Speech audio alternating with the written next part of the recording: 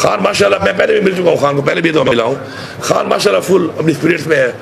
खान साहब जो है वो बिल्कुल, उनको सिर्फ एक ही फिक्र है कि जो पाकिस्तान में हालात चल रहे हैं, जो पाकिस्तान में कानून के साथ जो खिलवाड़ हो रहा है, पाकिस्तान के जो आइन के साथ खिलवाड़ हो रहा है, पाकिस्तान का आइन बार बार तोड़ा जा रहा है, और पाकिस्तान में बारहा कहने के बाद कि पाकिस्तान में, इसलिए हमने कहा था कि हम EVM के थ्रू इलेक्शन कराएंगे, और यही पार्टियां उस वक्त के खिलाफ थी, क्योंकि इन्होंने धांधली करके ही आना है। इनको जब कोई लाएगा धांधली करा के लाएगा, अवाम इनको वोट नहीं देती है, और ये उसके खिलाफ थे। आज साबित हो गया पूरी कौम को।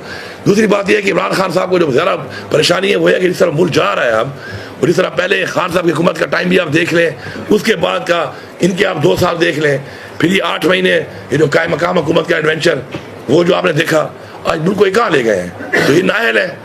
और इसमें ये नहीं कि मैं मुंह ज़बानी कहूँगा कि मैं क्या हूँ। आप मेरी मादी को देख के आप अंदाज़ा लगाए ना कि मैं क्या हूँ।